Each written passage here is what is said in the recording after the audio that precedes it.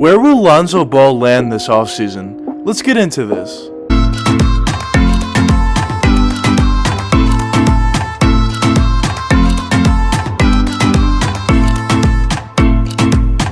Originally, when Lonzo Ball was drafted number 2 overall by the Los Angeles Lakers, there was a ton of expectations going into that first season for Lonzo. People around the NBA compared him to players like Jason Kidd and Magic Johnson, and even the president at the time, who was Magic Johnson, even referred to Lonzo and said that he expects his jersey to be in the rafters one day, saying that he thinks Lonzo Ball is going to be a legend one day. So obviously there was a ton of expectations and a ton of pressure on Lonzo's shoulders coming into the NBA. In the first few seasons with the Los Angeles Lakers, a lot of people realized that the expectations that they gave to Lonzo Ball of being the next superstar, the next generational talent, were obviously just too much for Lonzo. And it's not so that Lonzo wasn't a good player. He definitely was a very nice young player, but obviously the expectations are way too high and he wasn't able to live up to those. So eventually the Los Angeles Lakers ended up trading him to the Pelicans. And I think for Lonzo's sake, this was the absolute best case scenario for him. He was able to leave that Los Angeles team where a lot of the fans at that point didn't even like him because they had such high expectations for him, and obviously he wasn't able to live up to it. They weren't able to appreciate the type of player that he was, because he was definitely a very valuable young player in the NBA. So he was able to leave all that, go to the Pelicans with a very young team. They didn't have LeBron on the team as well, obviously, and when you have LeBron on your team, there's an urgency to win now and win a championship right away. But with the Pelicans, it was all young players. Everybody was on the same timeline as Lonzo, so there was a lot less pressure. Also, of course, it's New Orleans, it's not Los Angeles. There was just a lot less pressure, and it was all players on his team that he could really relate to a lot better, and they were all around the same age and in the same time frame, which is great for him. And I think we've definitely seen all the benefits that I mentioned about going to the Pelicans in Lonzo Ball. In New Orleans, Lonzo was able to get so much better in terms of his shooting ability. He was really able to go into an offseason not thinking about all the noise and what everybody's saying about him, and just purely go in the gym and just work on his jump shot. Obviously, he was able to really improve his jump shot, which was something that was one of his biggest weaknesses, and now he's actually a pretty good catch and shoot jump shot shooter. This previous season, he was actually shooting very close to 40%, if not 40% from deep, which is very good, and especially from a guy whose jump shooting and three-point shooting was one of his biggest weaknesses. That obviously shows the amount of work this guy was able to put in during the offseason. And even besides that jump shooting, he was also able to improve in so many other aspects of his game. Playing with a guy like Zion Williamson just made his life easier, and he was able to make every other player's lives easier on the court. He's always known as a guy who gets his teammates involved and gets his teammates wide open shots, easy buckets, going to the basket, wide open shots from three. He's just a great player to have on your team overall, and I think playing these few seasons with the Pelicans, even if he doesn't end up staying with them, I think was a very beneficial time period for him, and really provided him with a time to just really focus on himself and work on his game and really gain his confidence back, because that's another thing. When he was with the Lakers, obviously with those very high expectations, and with his dad talking a lot obviously as well, there was more pressure due to those reasons, and the fact that obviously he wasn't able to live up to those expectations of being a next generational talent. Obviously you lose some confidence in that scenario, so going to New Orleans and really gaining his confidence back was a huge benefit to him as well. But I really do think still at this point Lonzo Ball is definitely a very underrated player, and not a lot of people realize what this guy provides to an NBA team. So let's quickly talk about what he does for a team and talk about why I think he's so good and underrated. Now, of course, whenever you think of Lonzo Ball, the first thing you think of is his playmaking ability and just basketball IQ on the offensive end. I think Lonzo Ball is one of the best playmakers we have in the NBA, and at the very young age that he's currently at, I would assume that he would only get better over time. Whenever you watch a Pelicans game, you can always tell when Lonzo's on the court, all the players around him just play better. He always finds a wide open teammate either in the corner three-point range or just a three-pointer in general, a wide open jump shot, cutting to the basket. He always finds that wide open teammate in very creative ways as well. That's another thing you have to give him a ton of credit for. He has great arm angles and just passing lanes that not a lot of people are able to make, but he makes those passes and he makes them very easily. Of course, that's due to what he's been able to do his whole life and just working on his passing and playmaking ability. And one ability that Lonzo has that you can't really work on or teach is the ability to see plays before they happen. Very few players in the NBA have this. Guys like LeBron James and Chris Paul have this ability, but not a lot of players do. We're talking about the best of the best playmakers here. And of course that makes the teammates' lives that much easier for Lonzo. There's obviously players in the NBA who are amazing passers but don't have the ability to see plays before they happen. And when you have that ability, it just makes it that much easier for for your teammates. But one thing that Lonzo was, because he was always a great passer throughout his whole NBA career, but one thing that he wasn't able to do was shoot the ball in the pass, which made him very one-dimensional on the offensive end. But one thing that he's really been working on that I mentioned before in the video, he's actually a great catch-and-shoot three-point shooter at this point. He's been working on it so tremendously. He's not just good, he's actually great. The percentage that he's shooting, there's so many games where he hits 6 or 7 three-pointers in a game on a very good percentage as well. That's something he really worked on. So now when the ball's in, for the Pelicans specifically, we'll talk about, whenever the ball's in Zion's hands or Brandon Ingram's hands and Lonzo's just spotting up in the corner or the wing, he's very likely to hit that jump shot now, and the defender really has to respect him, because obviously in the past when Lonzo wasn't able to shoot, that defender didn't really have to respect him from that three-point range. So using the Pelicans as an example, whenever Brandon Ingram or Zion had the ball in his hands, now that defender could just drop down and double team Zion and make his life much more difficult to score, or Brandon Ingram double team him and make his life a lot more difficult. But now, due to the fact that Lonzo could shoot, it just opens up the offense so much, even when he's not handling the ball. But now let's move on to the next portion of Lonzo's offensive game, which would be his driving ability. I wouldn't necessarily say that Lonzo's great at getting to the basket and finishing around the rim, but I would say that's something that defenders do have to worry about. Lonzo actually has very good ball handling, as well as a very good quick first step to get by as his initial defender, and when he does so, he can put up a floater, which is pretty good, and I think every point guard always needs that floater, and Lonzo's no different. He does have that floater, and he's also pretty athletic as well and has long arms, so he definitely could posterize some players when he gets to the basket, or finish around them with very crafty layups around the rim, which is something he does most of the time when he drives to the basket. But overall, I wouldn't say that he's good or even great, obviously, getting to the basket and finishing around the rim, but I think it's definitely something that he can do, and it just helps your offense that much more due to the fact that he could do that. But the great thing about Lonzo Ball, he's not just a really good offensive player, he's actually a great defensive player. Lonzo Ball basically every single night guards the opposing team's best either point guard or shooting guard, and just does an amazing job on them. Lonzo has a very quick first step, as I mentioned before in the video, as well as he's super athletic and has a great wingspan, and he uses all those abilities to keep up with the offensive player and really just do a great job on him and overall just lock them down. But one thing that Lonzo does very effectively that a lot of other great defenders don't do is, a lot of great defenders are great on-ball defenders, but where they struggle is when they're off-ball. Sometimes they lose focus, and the player that they're defending, sometimes they're not paying attention, and they can easily get backdoor and get a wide open layup or dunk like that, or maybe they come off a screen and they're just not paying attention fully. But one thing about Lonzo, he's a great off-ball defender as well. You see him so many times, time and time again, getting those poke steals on those passes to his initial defender when he's off-ball, and just getting a lot of steals in the lane, and getting in those passing lanes in general, just getting a ton of steals. And then when he gets on the other end, one thing that he does well as well is he always pushes the pace and pushes the ball forward, putting a ton of pressure on the defense and getting either a wide open layup for himself or dunk, or passing it to one of his teammates for their wide open layup or dunk, or maybe a three-point shot as well. He's just a great defender all around. But now let's get to the question of the video.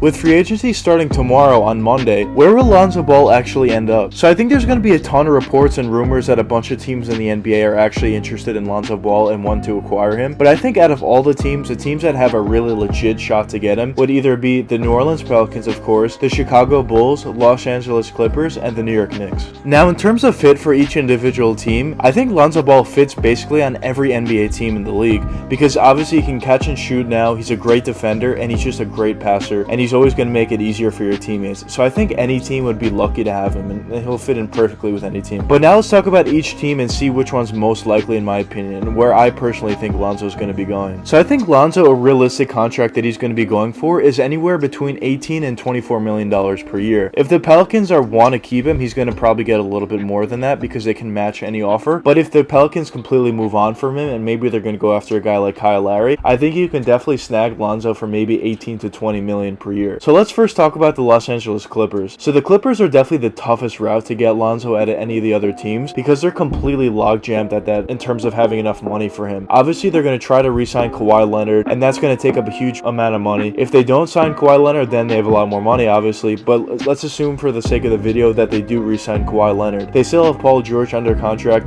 They have a bunch of guys under contract, and they just don't have enough money whatsoever for Lonzo. So they're going to have to make a few moves if they actually are serious about getting Lonzo and just creating enough cap space to get him. So I definitely think the Clippers are very determined, and obviously they have Jerry West at the helm, and he can do crazy things, and I definitely don't doubt him. I think he's proven at this point in his career that you can never really doubt him, but I don't necessarily think the Clippers have a great shot at getting Lonzo Ball, because besides the fact maybe he might not even want to play there, I just think it would be very tough with all the salary, and they just don't have enough money right now, and it would be difficult to create enough space to get him. But now let's move on to the Chicago Bulls. With the Bulls, they have somewhat of a similar situation. They have a lot more money than the Clippers, but a little similar. They're only going to have about $31 million this offseason in cap space to use, and obviously there's a ton of roster spots they're going to need to fill, and a lot of needs they're going to fill, so it's going to be a little less than that in terms, well, a lot less than that in terms of what they can offer for Lonzo Ball. And also they're going to obviously have to re-sign and extend Zach LaVine if that's what they're going to want to do, and I'm assuming they do want to do that. Larry Markkinen also is going to need an extension. I'm not sure if they're necessarily in on Larry Markkinen. They may move on from him, but if they do want to keep him, they're going to have to extend him at least pretty soon. So there's some money that they're definitely going to have to dish out to some other players, but I think obviously Lonzo Ball would be a great fit. They have basically a similar timeline. They have a ton of young players on their roster. They're not necessarily in a position now, I would say, to win right away, but I definitely do think they're going in the right direction. They have a bunch of draft picks as well, and Lonzo definitely would be a pretty good fit, but again, I don't necessarily think this is a very likely scenario for Lonzo Ball. Now let's talk about the New Orleans Pelicans. So I think the Pelicans definitely have Lonzo rated pretty highly in their organization and definitely would want to keep him around, but one thing with the Pelicans is there has been a few rumors going around that they are pretty much all in on getting Kyle Lowry this offseason, and if they're going to go after and actually get Kyle Lowry, obviously they're going to let Lonzo walk. So the big thing with the Pelicans obviously is, are they going to get Kyle Lowry? If they are, then Lonzo's not going to be on the team. If they are not, I think there's a very good chance then they shift their focus to Lonzo Ball and they're probably going to re-sign him. So overall, I definitely think the Pelicans have a really good shot at keeping him, and obviously Lonzo's a restricted free agent, so if they do end up not getting Kyle Lowry, I think they would basically match any offer for Lonzo Ball, unless it's absolutely ridiculous, of course. So of course, for that reason, I think that the Pelicans are definitely a very real option for Lonzo Ball, obviously. But now let's talk about the New York Knicks. It's no secret that the Knicks completely changed their organization around. They finally hired the right people at president, at GM, all different positions within their organization. They have a great head coach now. They have all young players, all young and ascending players going forward. They finally made the playoffs for the first time in 8 years. They have a very good core built around RJ Barrett and Julius Randle and a bunch of young players around those two. They're obviously in a great place right now, and obviously they have a ton of draft picks as well. They're just in a great place in general, and they have a ton of money, which is the biggest key to this going into this offseason. They have the most amount of money out of any team going into this offseason. But besides the money, there's also a lot of other things going for Lonzo going to the New York Knicks. There's been a ton of mutual interest between both sides.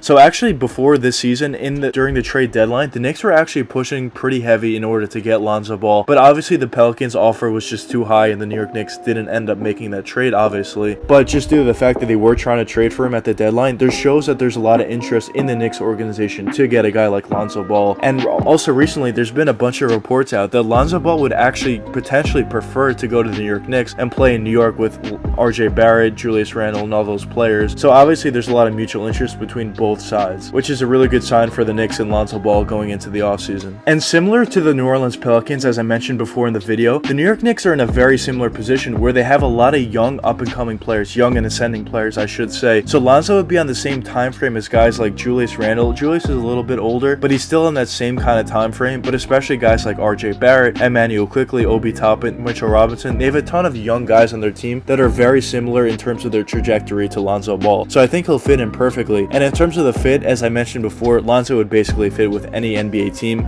but especially a team with like the New York Knicks. I think it'd be a very similar situation like the Pelicans in terms of everybody just being very young on the team. But something that the Knicks are doing, I think they're a little more, but something that the Knicks are doing, I think they'd be a little better fit for Lonzo Ball, just because I think they'll put a lot more shooters around Lonzo. During the draft already, they drafted a few guys that are 3-and-D, which would help Lonzo out a lot, obviously just giving him a lot more space. And I'm assuming during this offseason, they're going to go after guys that could hit that three-point shot. Hopefully they're going to re-sign guys like Reggie Bullock, who's a 3-and-D. I think this offseason is mainly going to be based upon just getting 3-and-D guys and just getting more shooting to this team, because that's obviously something that they were missing last season and something they desperately needed. So I think it definitely comes down to two teams that I think are most likely. I think it's either the New York Knicks or the New Orleans Pelicans, with the Pelicans being more likely to retain Lonzo Ball, to be honest, because the Pelicans hold their own destiny. They obviously have Lonzo under restricted free agency, and they can match any offer fluid that comes into Lonzo Ball. So if they like Lonzo Ball and they don't get Kyle Lowry, most likely they're going to match that offer and just keep Lonzo Ball. But it's definitely going to be interesting to see where Lonzo does go this offseason. But anyways, let me know what you guys think. Where do you think Lonzo Ball is going to end up this season? Do you think it's going to be the New Orleans Pelicans, the Chicago Bulls, Clippers, New York Knicks, or maybe a team that I didn't mention? But anyways, I hope you guys enjoyed the video, and if you did enjoy, please leave a like and subscribe and hit that post notification bell. It really helps me out a lot. Until the next time, peace out, guys.